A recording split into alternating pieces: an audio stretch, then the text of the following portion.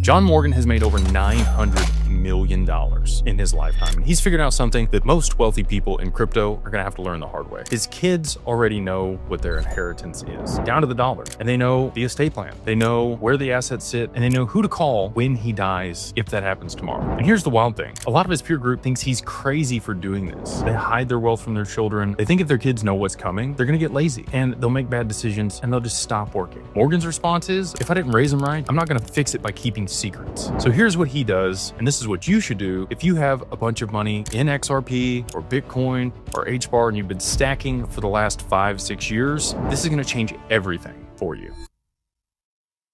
Most of you are sitting on assets. It could be generational wealth, and you've put zero plan in place for what happens when you're gone. And even worse, if you're still here, but your kids need access to it, they don't have a way to get it. So let's walk through the 5 things that Morgan's done with his wealth that crypto holders could be learning from and should probably implement immediately. Number 1, quarterly family meetings. This is a simple one, but it makes a huge difference. Morgan sits down with his entire family 4 times a year. And once a year, they have a really big meeting where he walks through the entire estate plan. Where does the money go? How does it get there? Who do you call? And how do you actually get your piece of the wealth over your lifetime? And then he does something that makes most people really uncomfortable. He shares his entire net worth, all of it. He makes his kids actually show what theirs is to each other. And then they talk about what they've invested in and how they're spending their money. Now, think about your crypto. Does your spouse know your seed phrases? Do they know what exchanges you use? Do they even know what wallets you have? If you got hit by a bus tomorrow, could your family recover a single drop or a single Satoshi? This isn't just about transparency, it's about training. Morgan is teaching his kids how to think about money while he's still alive to course correct them. You need to be doing the same with whoever is going to inherit your positions. Number 2, he's passing on wealth now. Morgan isn't waiting until he dies to give it to his kids. He wants to watch them enjoy it. He wants to help them navigate it. And he wants to be there so that when they make mistakes, he can help them fix it. In 2008, when everything crashed, he had all of his assets appraised and he gave a massive gift to his kids. He used the full exemption, which was about $25 million at the time. And he did it when valuations were in the dirt. And I think you can kind of see where I'm going with this. If you bought XRP at 20 cents, if you bought Bitcoin at $10,000, if you got into HBAR before the institutional adoption started here recently, the cost basis you have on those assets is low in comparison to where they're going over the long term. Transferring assets or appreciated crypto to your kids through a trust or a family limited partnership before the value starts climbing means they get to inherit your cost basis. When they eventually sell, the tax hit comes from the original purchase price, not the transfer price. But here's the thing, if you wait until you die, the estate tax calculation happens at the peak value. You're basically letting the government take a bigger cut because, well, you wanted to hold on to control. The way Morgan did this was he had built a software company and he gifted, 20% to each child and kept 20% for himself. And when they sold it for over $600 million to a large private conglomerate, his kids got their share. And he used his 20% to pay the taxes to cover those gifts. And they got it tax-free. You could do the same thing with your crypto. You could set up an entity, transfer the tokens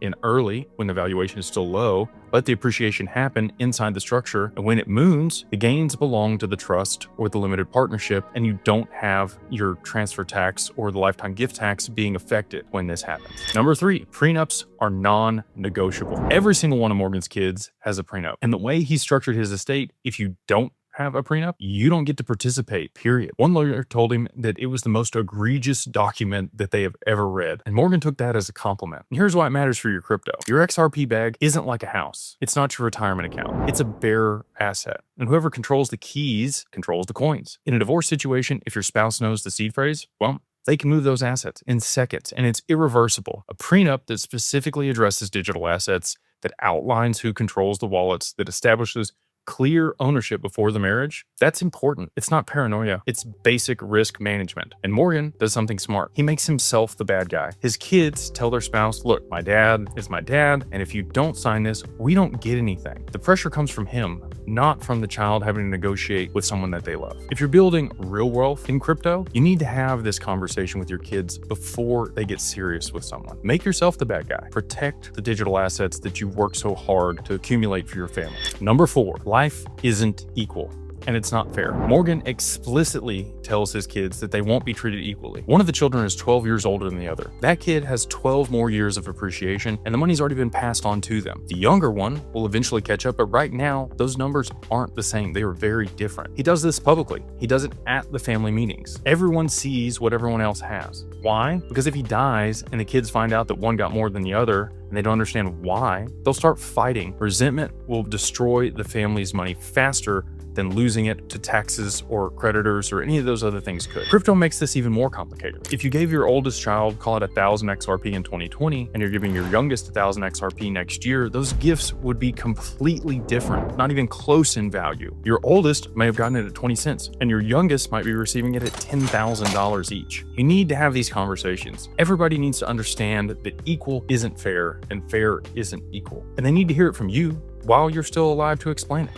Number 5. The $100 million cap. This is probably one of the more interesting things that Morgan does. In his estate, if a child has more than $100 million, they get nothing. Some of them have already passed this number and they're done. They've made it from, investing in different things and business ventures that they've had together over his lifetime, or taking shares in new ventures that they're participating in. The inheritance only kicks in to the children that need it. So what does this look like for crypto? Maybe you set up a trust that only distributes to the children with a certain net worth. If they've already met that threshold, maybe the trust funds are just for education. Maybe they're just for, a home purchase or business ventures, but you never write checks for consumption. You're building wealth that has a purpose, not wealth that turns your grandchildren into trust fund kids that blow it all after one generation. The point is not to control things from beyond the grave. The point is to create structures that cultivate behavior that benefit and protect your family's wealth over generations. So here's where all of this comes together. Most crypto holders treat their bag like a lottery ticket. They're hoping for the moon, and they have no plan for what happens when that actually takes place. No tax strategy, no transfer structures, nothing for the next generation. Morgan has built nearly $1 billion of wealth in his lifetime, and he's already given most of it away to his children strategically, tax efficiently, and to the people who are training to handle it while he's still around to teach them. These assets may be different, but the principles remain the same. You need to know where your crypto is, and so does your family. You need to be transferring wealth while values and your estate exemptions make it smart to do so. You need legal protections in place before relationships get complicated, and you should be having honest conversations about who gets what and why. And you need these structures and incentives in place for your heirs to build their wealth, not just to spend it. Old money families have been doing this for generations, and new crypto wealth has only been doing this for about 15 years, and most of them have no succession plan at all in place. So don't be the guy that stacked XRP for decades and then left his family guessing which phone had the authenticator app on it. Thanks for watching, but none of this actually even matters if you don't understand how crypto is taxed when it's transferred. And you can click right here for those strategies to be able to save your heirs millions.